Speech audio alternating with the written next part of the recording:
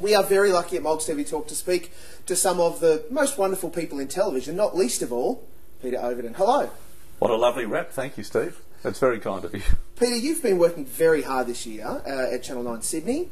It's been a big year of news, let alone the success that you've had, and congratulations for that. Thank you. We don't shout it from the rooftops, but we are very pleased and I think gratified. It's a great sense of accomplishment for all of us that, you know, we've come a long way. I've been in the chair not even 4 years, and we were down the bottom, but now we've gone #1 consecutive years, so last year and this year very convincingly, to be the #1 news in Sydney, which I think a lot of people have always thought of Channel 9 as that, but we're very respectful of our opposition, and it's a very competitive market, and it's a great sense of, I think, achievement, as I said, and I'm just the front man.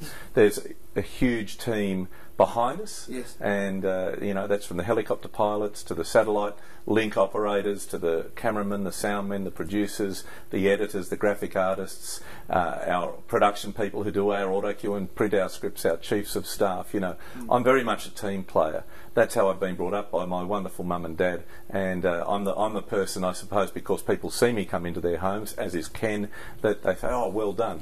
And it is well done for all of us, not just for me. Yeah. The 6 o'clock news slot is the most competitive time slot that we see regularly in the schedule. Why do you think, what is so important about that to a network when we as viewers, we'll tune in, we want to know what's going on? Well, the 6 o'clock, without question, even in the 21st century in 2012, is still the jewel in the crown for any network. And there's so much offerings out there. It's not just free-to-air television now. When you think of free-to-air TV, when I was growing up, it used to be the ABC, SBS, Channel 10, Channel 9 and Channel 7. Now all those multi-channels, so you've got, let's say in round terms, nearly 20 channels free to air. Then you've got Foxtel, then you've got iPads, then you've got mobile phones, and you've got all sorts of ways of accessing your news. But the free to air 6 o'clock news is still the jewel in the crown, as I said. It's so important to a network's profile, its look, it sets up the evening.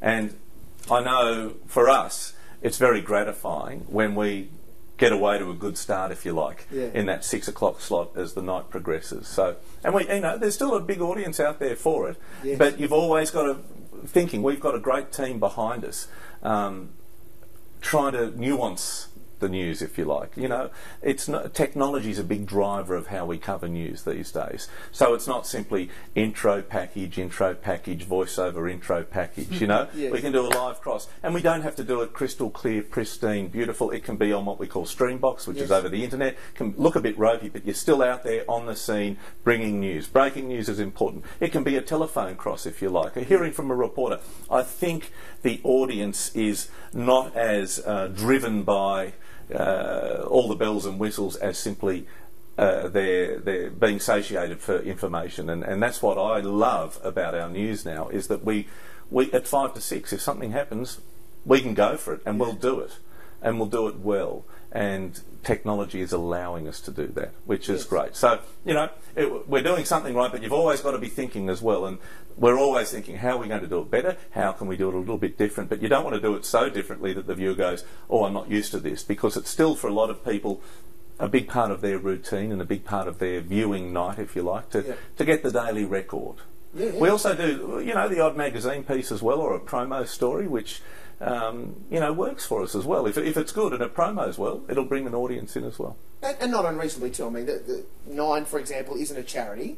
You know, it's reasonable that within the scope of what is its news product, that we may want to reference some of our other thing that's going on, or you know, run a magazine piece that has some broader benefit.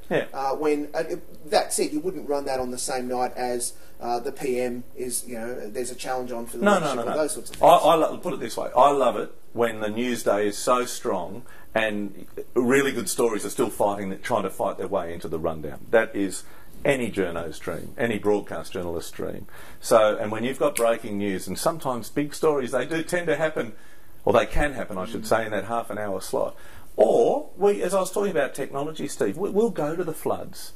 We'll go to the cyclones. We'll go to the earthquakes. We'll go to Canberra. We went to Canberra, you know, and set up on the front lawn outside Parliament House when I think it was the leadership challenge of Kevin Rudd and was it the Leadership Challenge or was it the Godwin-Gretsch affair? I can't remember, but it was, we went and did the news. We thought, well, we're number 2. Yes. Let's try something different. Yeah. Let's have a crack and see how the audience responds. And I think that was a really important moment in our time here in the last 3 or 4 years on 9 News. And then suddenly, you know, that front lawn used to fill up when the budget happened and other things were happening. So it's very, very exciting, and I keep coming back to technology, but it's very exciting that we're armed so well that we can go and do these things. That's really a dual-edged sword, though, isn't it? The technology angle, because, and this is probably what makes Australia a unique news market. We are so connected. We all have our connected devices, tablets, everything. We can get news via the internet through reputable, non-reputable sources. Social media keeps us connected, and yet we still tune in our hundreds of thousands to 6 o'clock because we want to hear the people that we trust tell us what's going on. Well, and that's gratifying because it keeps me in a job and it keeps a lot of people in jobs. But I think also the demographic is for the older audience, and particularly the 55 plus women is a strong news demographic. And when we talk about demographics, most or all channels will talk about 25 to 54 being a very important demographic. But I think the older audience especially will tune in, and they build a trust and a relationship with not only me but with Ken and Amber, who does our weather, and our reporters. We've got a terrific team of reporters who are household names in their own rights. The Laurie Oateses, the Peter Harveys, the Mark Burrows, the Damien Ryans, the Simon Boders, the Sarah Harrises. These are first class journalists and broadcasters in their own right. But you have to earn that, and I think a lot of the younger the Gen Y, I don't think they're as loyal or as appointment driven, i.e. 6 o'clock I've got to watch the news, as the older demographic. And I think that is almost unique to news, is that older demographic is still important to us. There's some whisper that the commercial networks would long to move their 6 o'clock bulletin to 7 o'clock. Do you think that would be a beneficial thing? And it's all supposition, completely allegedly, all of those things surrounding it. Do you think that would be a better thing or a worse thing? Well, let's do one at 6 and 7. How's that? Absolutely. Well, there's some reality television show executive producers that might be upset about that. Yeah, well, but I think we're all working harder. And you drive home at night after the news, and it's still busy. Yes. But 7 o'clock is it's a great time slot. Sometimes I think 8 o'clock and 9 o'clock would be great too. But I don't think any commercial channel is going to bite that bullet. It's who blinks first. I don't think anyone's ready to blink. Yeah. And 6 o'clock still, it drives an audience and it drives revenue, and I think it's here for quite some time yet. I think in the UK, their main bulletin's at 10 o'clock, news at 10. Yeah, they run later. I know that. On ITN, anyway. Well, I've recently been in Canada, and along with the multitude of 24-hour news services that they have, their evening bulletin runs later in the same regard. And primetime, in primetime America and Canada runs from 8 o'clock, as opposed to we see a 7 or 7:30 start. So it's all a juggle, and you have to stay true to what you people want to see. And there are wiser minds than us, my friend. Absolutely, I depend. And they live upstairs. They make the decisions. Level 3, we love them. Pete, it's you're in a unique position. You've been in news for 20-something longer years. Been at 21 years. Yeah, so that longevity, for a guy who, and I'm going to flatter you outrageously for the moment, is reasonably one of the nicest guys in television going round. I talk to a lot of people. I hear nothing but nice stories about yourself. Well, that's very kind. Thank you. How do you fight? Because look, television is seen as something that's really cutthroat. We've seen some horrible things go on at another network this year in downsizings and the way they've dealt with those people. How do you do that? How do you stay the nice guy in what is a traditionally very difficult environment? Well, how do I stay the nice guy? Apart from legitimately being it's who I am. Yeah, it's how. I've been brought up in a big family with very, very wonderful parents, wonderful siblings, and wonderful values. It's how I'm wired, I suppose. It's just I think generosity of spirit's important to my colleagues. I think being true to who you are is the most important thing in any walk of life, and I'll always be true to who I am. Yes. And I think it's my dad who always says I'm I'm proud of you, son, because you've had two of the very best jobs in commercial television in Australia, and you've always been true to who you are. Now, some people will throw brickbats and stuff at you, and you just have to wear it. You know, that's life. You're not going to please everyone, but I'm just who I am, and I don't know what else to say. It's hopefully that I am who I am on air and off air, and you've got me in a bit of a spin here, Steve, because don't tell me about yourself. But that's the key, because I think the audience will pick someone who is trying to be someone else. And when I'm on air, whether it's with 60 Minutes or news, it's me. Yeah. It's me. And I think that's very evident in my 60 Minutes work, is that I will express my feelings. If it's a really sad story, I'll feel sad or whatever. And I think that's a really important part of my success in television, is being constant and being who I am. Well, that authenticity is key, and I think you're right. The audience. I hope that didn't sound full on. No, totally. That was totally reasonable. And all of this is questioned without notice. You haven't had a lot of time to prepare this.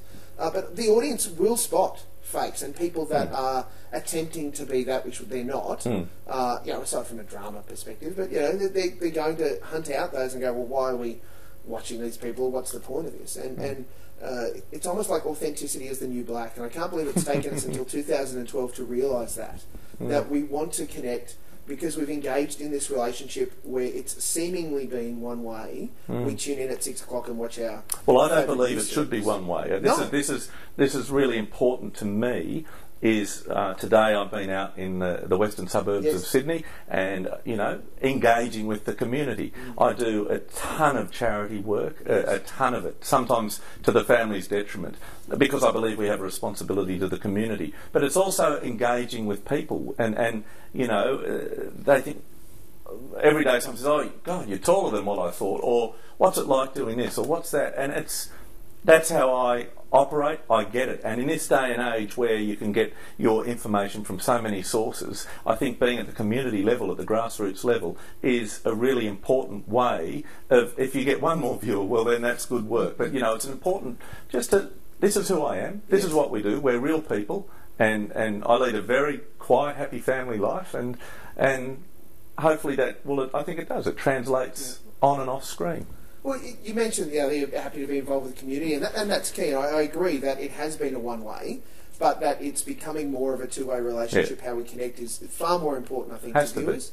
The work that you do independently of this, with some of your charity work, and I know that you're very connected through Beyond Blue and those sorts of things. That's really important, I think, for us as viewers, but also for you, isn't it?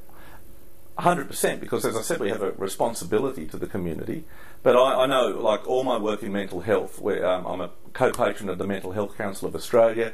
I've just put myself out there for Beyond Blue on their website about being the husband of someone who was very ill with postnatal depression, and I think the Herald Sun wrote that it was a searingly honest